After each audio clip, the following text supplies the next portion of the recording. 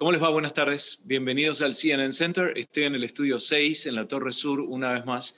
Vamos a hacer Encuentro Digital CNN y vamos a hablar de privacidad en las redes, de privacidad digital y también de seguridad digital. Hablamos con Miguel Ángel Mendoza, que es investigador de seguridad de ESET Latinoamérica.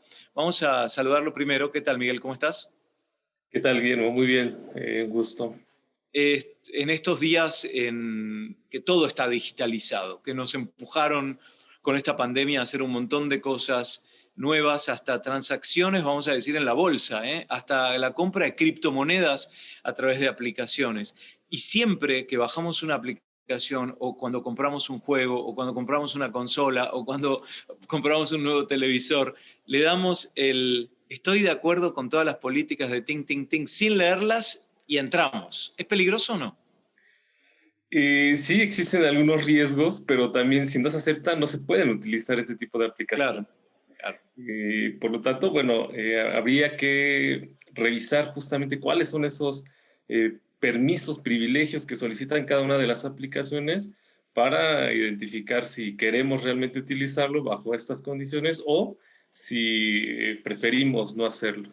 En líneas generales, una marca reconocida y grande es garantía de que no vaya a haber abuso de todos esos consentimientos digitales que hacemos.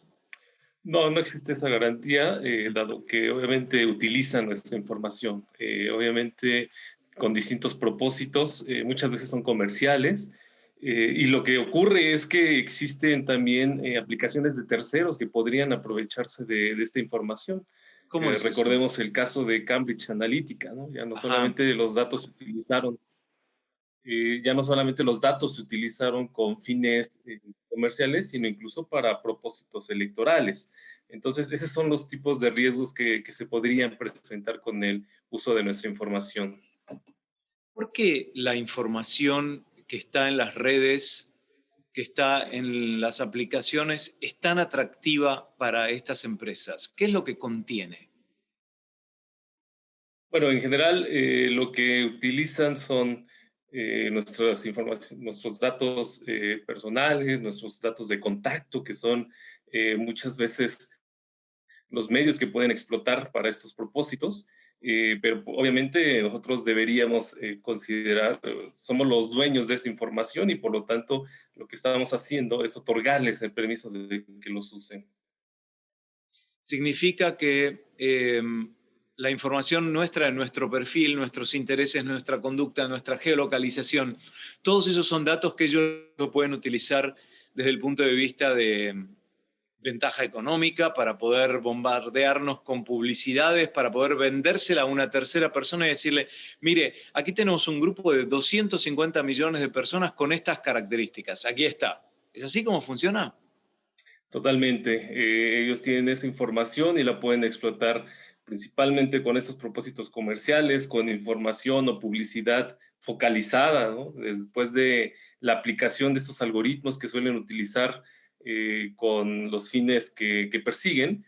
Y obviamente con mucha más información se pueden crear perfiles muy específicos a los cuales se les pueden otorgar o se puede utilizar para que las empresas puedan explotar dichos datos. Ok. Hablemos ahora de las plataformas. ¿Son todas las mismas? Por ejemplo, si abrimos una cuenta en Gmail o si estamos utilizando una computadora o si estamos utilizando una consola de videojuegos, ¿es más o menos todo lo mismo? El intercambio de información. Eh, no precisamente, bueno, cada una maneja sus propias plataformas, sus propias características, sus propios algoritmos, y obviamente identificamos que hay algoritmos mucho más desarrollados para cada uno de estos fines, de estos propósitos.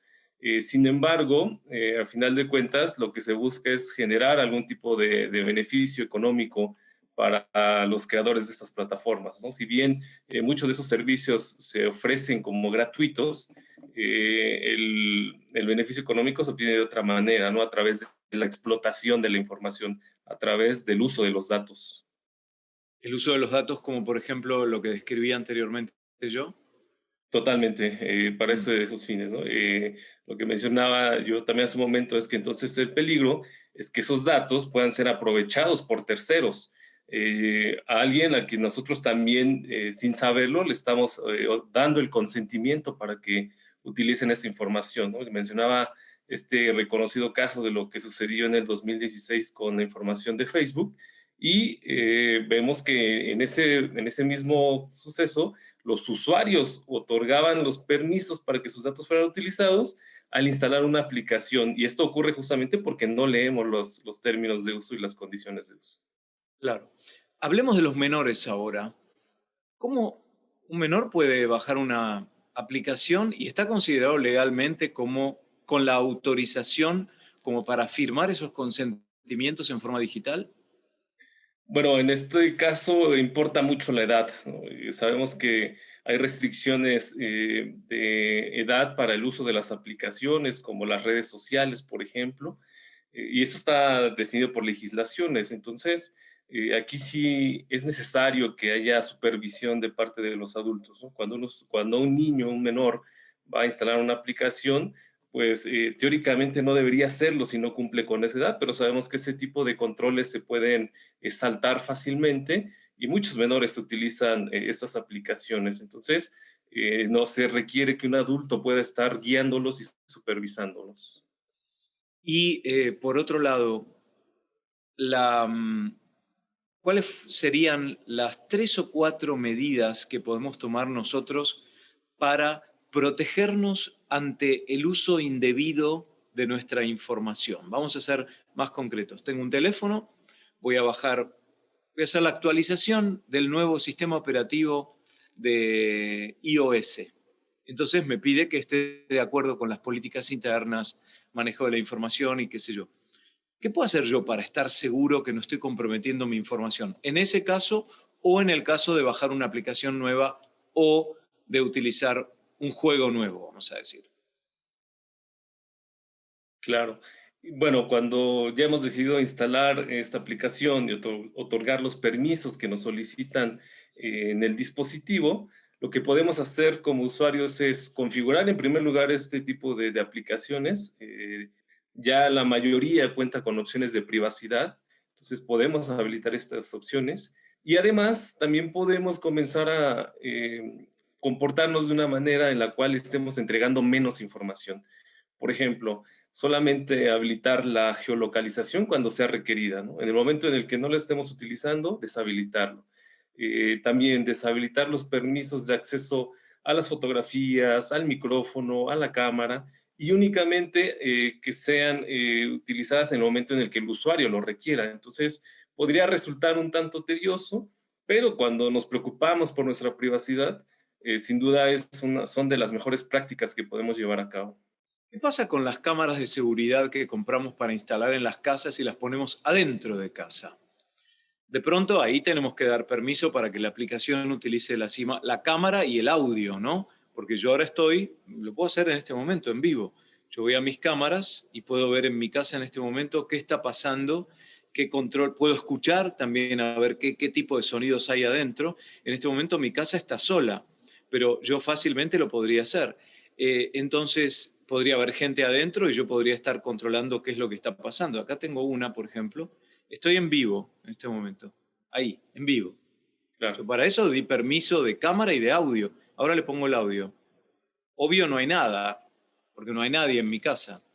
Pero, o las peliculitas que se graban, ¿no? Por ejemplo, de la puerta de mi casa. Si yo veo acá estas peliculitas, esa ahí se está moviendo, como ven con el cursor. ¿Y ahí qué pueden hacer con mis imágenes, con mis sonidos, con mi privacidad? Bueno, en estos casos existen riesgos relacionados principalmente con fallas o vulnerabilidades que puedan existir en el software de este tipo de acciones, sobre todo porque sabemos que están conectados a Internet, están transmitiendo en vivo y obviamente alguien podría acceder a esta información. Lo que se necesita o lo que podemos hacer nosotros como usuarios para cuidar o evitar este tipo de peligros es configurarlos, ¿no? Es decir, por ejemplo, este tipo de aplicaciones tienen una configuración de fábrica que muchas veces nosotros la dejamos tal cual. Entonces, conviene comenzar a reforzarla, cambiar las contraseñas, actualizar el software, verificar que los dispositivos que nosotros hemos autorizado y que utilizamos únicamente nosotros en casa. Entonces, existen controles para mitigar ese tipo de riesgos. La realidad es que podrían presentarse, pero mientras más acciones o buenas prácticas nosotros apliquemos como usuarios, los vamos a estar reduciendo. Y en términos de la historia y cómo va avanzando el tiempo, ¿quién está ganando? ¿El usuario o está ganando el que recolecta la información y después la comercializa o lo que fuere? Bueno, observamos lamentablemente que hay un sinnúmero de amenazas informáticas en la actualidad que buscan obtener esta información porque son datos valiosos, se comercializan en el mercado negro. Hay un mercado también que lo demanda. Y bueno, se trata de un trabajo continuo, ¿no? En ocasiones se identifican estas vulneraciones, pero de parte de los fabricantes se emiten actualizaciones o se corrigen las fallas, pero sabemos que es un trabajo constante. A veces se hace una analogía, ¿no? Como el juego del gato y el ratón. A veces, lamentablemente, los atacantes toman la delantera, pero como usuarios, como fabricantes, también se podrían llevar a cabo acciones para la mitigación de estos riesgos. Y por lo tanto, lo que solemos mencionar es que se trata de un esfuerzo conjunto, ¿no? Porque, bueno, el fabricante tendría que desarrollar soluciones más seguras, pero el usuario también necesita poner de su parte con estas prácticas que mencionaba hace un momento. Entonces, hay avances y continuamente, bueno, se trata de un proceso de mejora continua también el ámbito de la ciberseguridad. Miguel Ángel Mendoza, investigador de seguridad de SET Latinoamérica. Felices fiestas, feliz año nuevo. Gracias por visitarnos. Igualmente, muchas gracias. Ha sido un gusto. Y ustedes también, ya saben, esta es una cuestión que requiere de conocimiento y de acción para estar en control de las decisiones que tomamos y eventualmente de los riesgos que asumimos. Soy Guillermo Arduino, hoy desde el CNN Center para Encuentro Digital CNN. Nos vemos en la próxima.